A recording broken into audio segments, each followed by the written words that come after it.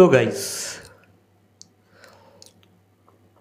না মানে এগুলো কি হচ্ছে ভাই? একের পর এক কটাক্ষ করে কোন এক পার্টিকুলার ব্যক্তিকে পোস্টের পর পোস্ট, পোস্টের পর পোস্ট। তো সৌমিত্রিষার খুব ভালো বন্ধু সায়ক চক্রবর্তী, এবার এটা তো আমরা জানি, কারণ 2 বছর আগে আমরা সৌমির যে ফ্রেন্ডশিপটা আমরা দেখেছিলাম সায়কের সাথে, মানে অন্য লেভেলেরই ছিল, ঠিক আছে? তারা খুব ভালো ফ্রেন্ড ছিল, তারা একসাথে ইউনো হ্যাং আউট করতো, হেভি, মানে ভালোই লাগতো, নট ব্যাড। তাদের ফ্রেন্ডশিপটা আমার ভালোই লাগতো। তো এবার সায়ক চক্রবর্তী ফ্রেন্ডশিপ ডেটে একটা পোস্ট করেছিল ইনস্টাগ্রামেতে, যেখানে আমরা তাকে তার ফ্যামিলির সাথে সেই ফটোটা দেখতে পাচ্ছি, সে তার ফ্যামিলির সাথে আছে। আর সেই পোস্টটা করে সে তার নিচে ক্যাপশনে বেশ কিছু কথা লিখেছে, যেগুলো যেগুলো যে কেউ পড়লেই অন্তত বুঝতে পেরে যাবে যে ভাই সায়ক কাকে কটাক্ষ করে এগুলো লিখেছে, কাকে মেনশন করতে চেয়েছে সে ইনডাইরেক্টলি, অবশ্যই বুঝতে পারবে, ঠিক আছে? সেই বুদ্ধিটা অন্তত আমাদের আছে, অন্তত আমার তো ভাই আছেই। তো সায়ক লিখেছে যে দিনের শেষে, মানে তোমার যতই যতই বন্ধু থাকুক না কেন, যতই বন্ধু থাকুক না কেন, তুমি তোমার ফ্যামিলিকে সব থেকে আগে রাখবে, ঠিক আছে? মানে বন্ধু অনেক থাকতেই পারে, কিন্তু তোমার ফ্যামিলি সব থেকে বেশি ইম্পর্ট্যান্ট হওয়া দরকার তোমার কাছে। কারণ যখন তুমি বিপদে পড়বে, তোমার ফ্যামিলি কিন্তু তোমার হয়ে রুখে দাঁড়াবে, তোমার সাহায্য করবে। তোমার সাহায্য করতে সব থেকে প্রথমে কিন্তু তোমার ফ্যামিলি মেম্বার্সই আসবে। তোমার এই 10টা বন্ধুর মধ্যে হয়তো 2জন আসবে, কিন্তু বাকি 8জন আসবে না, বাট তোমার ফ্যামিলি কিন্তু অবশ্যই তোমার পাশে দাঁড়াবে। তো সায়ক এমনটাই লিখেছে। আর সেটাও লিখেছে যে মানুষ অনেক পাল্টে যায় দুটো ফলোয়ার্স, দুটো ফ্যান পেয়ে গেলে। বুঝতে পেরেছো? মানুষ অনেক পাল্টে যায়, মানুষ চেঞ্জ হয়ে যায় ভাই। একটু ফেম দেখে ফেললে মানুষ চেঞ্জ হয়ে যায়, তাদের পার্সোনালিটি চেঞ্জ হয়ে যায়, তাদের ফ্রেন্ড সার্কেল চেঞ্জ হয়ে যায়, তারা অনেকটাই পাল্টে যায়। তো সায়কের এমনটাই মন্তব্য, এমনটাই বক্তব্য। এবার সে লিখেছে, এবার তোমরা বুঝে নাও যে ভাই সে কাকে কটাক্ষ করতে চেয়েছে। বুঝতে পারছো কি? তার নিচে অনন্য গুহ সে কমেন্ট করেছে যে ভাই কী হলো রে ভাই,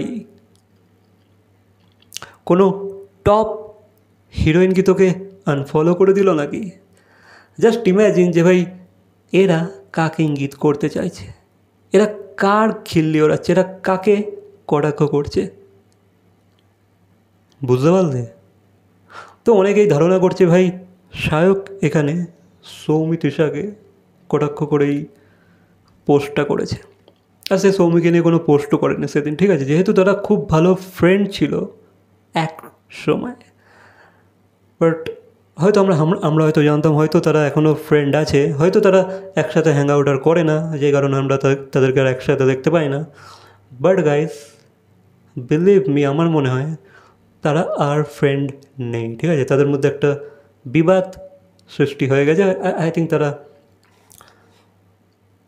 একে অপরকে আনফ্রেন্ড করে দিয়েছে, মেবি।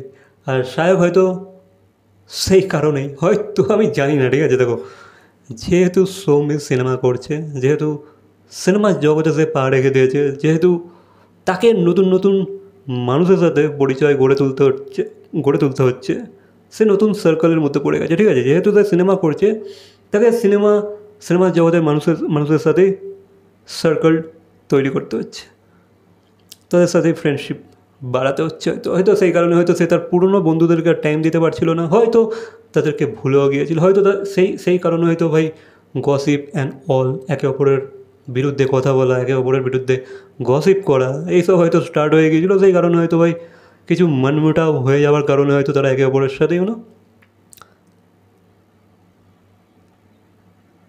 বিবাদ ক্রিয়েট করে নিয়েছে, বা একে অপরকে আনফ্রেন্ড করে দিয়েছে, বা হয়তো তাদের মধ্যে আর কোনো কথাও হয় না, কিছু না। হতে পারে, মানে যেমন হয় আর কি বন্ধুত্বের মধ্যে ভাই।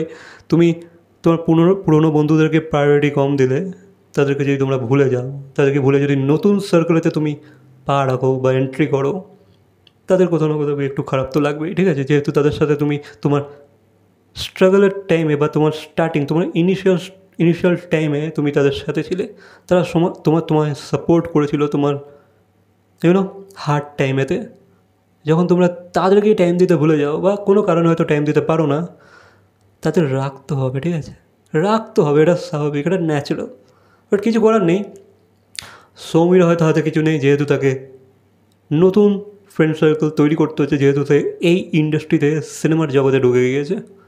তাকেও ভাই নতুন জিনিস বিল্ড করতে হবে, কিছু করার নেই ভাই এখানে। এগুলো পুরোপুরি তোমার টাইমের ওপর ডিপেন্ড করে, তোমার সিচুয়েশনের উপর ডিপেন্ড করে, এবার আন্ডারস্ট্যান্ডিংয়ের উপরও ডিপেন্ড করে যে ভাই সেই বন্ধুটা তোমাকে বুঝছে কি আদেও, নাকি ভাই তুমি জাস্ট তাকে টাইম দিতে পারছো না বলে সে আর্গুমেন্ট স্টার্ট করে দিচ্ছে, বা তোমাকে নিয়ে অনেক কোয়াসিপ করছে যে ভাই এর তো অনেক ফলোয়ার্স হয়ে গেছে, এখন টপ হিরোইন হয়ে গেছে বাংলার, মানে এইভাবে তো করে অনেকে, এইভাবে তো অনেকে অনেক ক্রিটিসাইজ করে, বা তাকে জাস্ট ভেবে নাও যে ভাই এরকম হয়ে থাকে, ঠিক আছে? এইভাবে খিল্লি করে যে ভাই টপ হিরোইন হয়ে গেছে, মানে যেভাবে সব কমেন্ট করছে আর কি। তো এখানে এটা বোঝাই যাচ্ছে কিছুটা হিংসাও হতে পারে এক্ষেত্রে। হয় ভাই, এগুলো হয়, এগুলো খুব ন্যাচারাল। হিংসা তো হবেই। তোমার যতই ফ্রেন্ড থাকুক না কেন, যতই তোমার ভালো চাক না গেলো, যখন তুমি তার থেকে একটু একটু দূরত্ব বজায় করে নেবে, বা তোমার কাজের জন্য হয়তো তাকে তুমি টাইম দিতে পারবে না, বা তুমি হয়তো তার থেকে অনেকটা এগিয়ে যাবে, ডিপ ইনসাইড কোথাও না কোথাও গিয়ে একটু হলেও ইনসিকিউরিটিস তৈরি হয়, বা একটু জেলেসি, এই মনোভাবটা কিন্তু আসে। এটা খুবই ন্যাচারাল, এটাতে কোনো খারাপই না। এটাকে যদি তুমি পজিটিভভাবে ইউজ করো তাহলে ঠিক আছে, বাট যদি তুমি নেগেটিভ ওয়েতে ইউজ করো তাহলেই খুবই খারাপ। তবে আমি জানি না সায়ক চক্রবর্তী এক্স্যাক্টলি কাকে টার্গেট করেছে, বাট অনেকেই গেস করছে, বা অন্তত আমি তো গেস করছি হয়তো সে সৌমিত তৃষাকেই ইঙ্গিত করে ইনডাইরেক্টলি বলতে চেয়েছে কথাগুলো। ভাই কিছু করার নেই ভাই, সময়ের ব্যাপার, ঠিক আছে? সব সময় এক হয় না, সব সময় সব মানুষ সবার সাথে ফ্রেন্ডশিপ রাখতে পারে না। টাইমের সাথে তাকে নিজেকে পাল্টাতে হয়, বা সিচুয়েশন তাকে পাল্টে দিতে বাধ্য করে, ঠিক আছে? এগুলো হয়েই থাকবে। আর এগুলো নিয়ে কাউকে কোনো দোষারোপ করার তো দরকারই নেই। এটা যে যেভাবে নেয়, যার যেরকম পার্সপেক্টিভ, যে যেভাবে এই জিনিসটাকে দেখে, যে যেভাবে এই জিনিসটাকে আন্ডারস্ট্যান্ড করতে পারে, খুব ম্যাচিওর হলে তুমি বুঝে যাবে। তুমি যদি চাইল্ডিশ হও, যদি তুমি অ্যামেচিওর হও, তাহলে তুমি ভাই এগুলো নিয়ে ঝগড়া করবে, বা শুধুমাত্র একে অপরের উপর রেগে বসে থাকবে, বাস দ্যাটস ইট। এই হচ্ছে খেলা। কোনো মানুষ উইদাউট এনি প্রফিট কারোর কাছে যায় না, বা কারোর সাথে বন্ধুত্ব রাখে না, ঠিক আছে? কিছু না কিছু তোমার অবশ্যই তার থেকে দরকার পড়ে, বা তার কিছু কিছু প্রয়োজন তোমার পড়েই, ঠিক আছে? আদারওয়াইজ কেউ এমনি কারোর সাথে ফ্রেন্ডশিপ করে না, জাস্ট বন্ধুত্বর জন্য কেউ বন্ধুত্ব করে না। কিছু না কিছু তোমার তার ভালো লাগে, কিছু না কিছু বেনিফিট তুমি তার থেকে পাও, বা তোমার তার সাথে অন্তত তোমার টাইম স্পেন্ড করতে ভালো লাগে। তুমি তোমার নিজের ভালোর জন্যই কিন্তু তার সাথে ফ্রেন্ডশিপ করো। তো এই হচ্ছে ব্যাপার। অনেক জ্ঞান দিয়ে দিলাম আই থিঙ্ক। হ্যাঁ ভাই, স্বার্থ ছাড়া কি কেউ কারোর সাথে মেশে? কোনো না কোনো স্বার্থ তোমার অবশ্যই থাকবে, ঠিক আছে? আদারওয়াইজ তুমি মিশতে পারবে না। জাস্ট তোমাকে যদি বলি কালকে ওর সাথে গিয়ে মেশ, তুমি কি মিশবে? তোমার যদি তাকে ভালো না লাগে, বা তোমার যদি তার থেকে কিছু প্রয়োজন না হয়, কোনো বেনিফিট যদি তুমি তার থেকে না পাও, বা তোমার যদি কোনো স্বার্থই না থাকে, তুমি কেন তোমার টাইমটাকে ইনভেস্ট করবে তার সাথে? কেন তুমি তোমার নিজেকে তার লাইফেতে ঢোকাবে, বা তুমি তোমার লাইফেতে ঢুকতে দেবে, তাই না? তো স্বার্থ ছাড়া কিছুই হয় না এই জগতে। আর এই